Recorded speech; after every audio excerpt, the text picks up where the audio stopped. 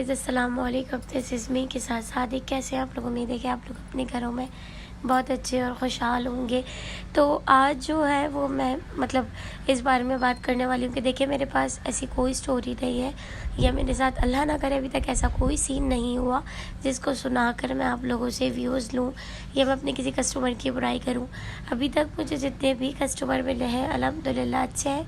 Orders मेरे return हुए हैं, ज़्यादा नहीं लेकिन 2-3 हुए हैं। लेकिन वो 2-3 भी कुछ राइडर्स की गलतियाँ थी जो हम एक्सेप्ट नहीं करते।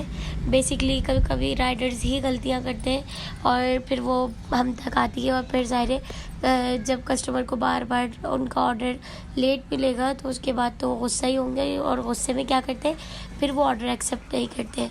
ये सारी बातें तो उनकी भी ठीक है, क्योंकि अगर मेरे साथ भी ऐसा हो तो ऑब्वियसली मैं भी यही करूँगी कि मैं गुस्से में पार्सल रिटर्न कर दूँगी कि भाई मैं तो इतने दिनों से इंतज़ार कर रही थी।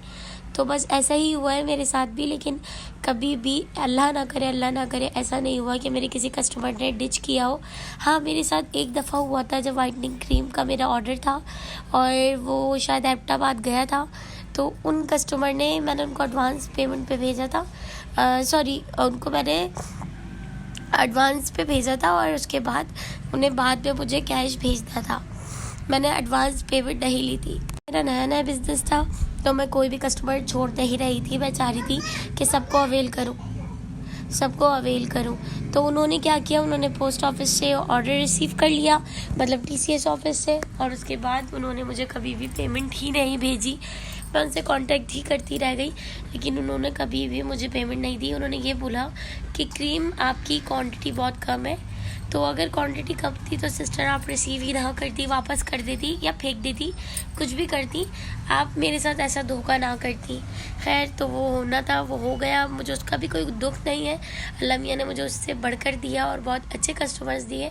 अभी तक मेरे साथ ऐसा कोई कस्टमर नहीं है जो मुझसे ज़िद बहस करे। हाँ, मेरे बहुत सारे कस्टमर्स हैं जो अपनी स्किन को लेकर थोड़े से सेंसिटिव होते हैं, तो उनके क्वेश्चंस भी बहुत ज़्यादा होते हैं कि मैम ऐसा नहीं ऐसा, तो मैं उनको भी डील करती हूँ ये सोचकर कि मैं भी तो अपनी स्किन को लेकर कॉन्शियस हूँ। तो अगर सामने वाला है तो ये तो बहुत बेस्ट बात है कि वो अपनी स्किन को देखकर चीज़ें ले रहा है। तो मुझे उससे कोई मसला नहीं होता। कस्टमर मुझसे बार बार सवाल करते हैं और मैं बार बार उनके जवाब देती हूँ। इवन जब तक प्रोडक्ट पहुँच नहीं जाती हो, जब तक मुझसे क्वेश्चंस करते हैं और मैं जब तक आंसर्स देती हूँ।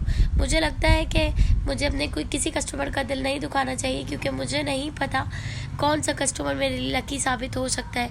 और अल्हम्दुलिल्लाह आज शैम्पू की मेकिंग भी इसके साथ कंप्लीट हो गई है। 3 दिन का ये मुकम्मल प्रोसीजर कंप्लीट हो गया। आप लोगों ने एंजॉय किया होगा, और अगर थोड़ा सा भी एंजॉय किया हो तो प्लीज़ मेरे चैनल को सब्सक्राइब करना मत भूलें। मेरे टिकटॉक अकाउंट को फॉलो करें, मुझे ज़्यादा से ज़्यादा प्यार दें। अल्लाह हाफ़िज़।